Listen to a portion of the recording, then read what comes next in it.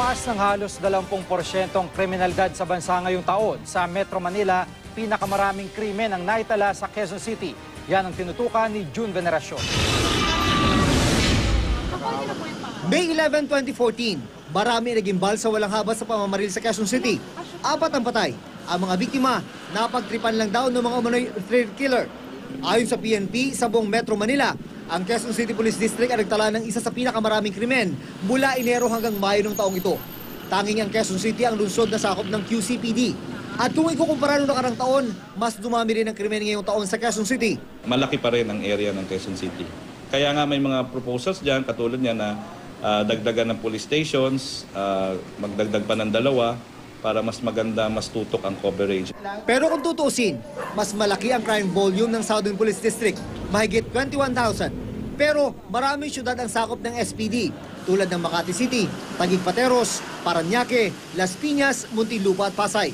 Sa National Capital Region, tumaas ng halos 60,000 ang total crime volume kung ikukumpara noong 2013. Tumaas din ang krimen sa buong bansa. Halos 290,000 mula Enero hanggang Mayo ng taong ito, kumpara sa higit 245,000 nung nakarang taon o 17.86% na pagtaas. Pero kahit tapos na ang Mayo, ilan nakikimbal na krimen ang bumulaga muli sa bansa. Tulad ng magkakasunod na pagpatay ngayong Hunyo kay Urbistondo Mayor Ernesto Balolong Jr. sa Pangasinan, Cebuanong negosyante at hotelier na si Richard King sa Davao, at international race car driver na si Enzo Pastor sa Quezon City pa rin. Paliwanag ng PNP, tumaas ang krimen dahil sa ilalim ng pamumuno ni PNP Chief Alan Purisima. Mas tapat na raw ngayon ang mga pulis sa pagbibigay ng datos tungkol sa kriminalidad. Dati raw kasi takot ang mga ground commander na ilatag ang totoong crime rate sa kanilang nasasakupan dahil baka ikasibak nila ito. Hindi biglang tumaas yung krimen dahil umupo si General Purisima. Dumaas yung krimen dahil inayos namin ang reporting. At marami kaming nalaman at hindi na umubra yung mga kalokohan ng araw tulad ng pag-undercount, under-report ng mga krimen. Ngayon daw ang magiging sukatan kung dapat bang manatili o maalis ang isang ground commander ay ang pulso ng mamamayan.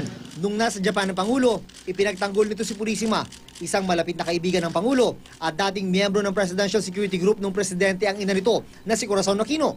Sabi ng Pangulo, may mga high-profile cases man daw ang nangyayari, may nalulutas naman daw ang pulisya.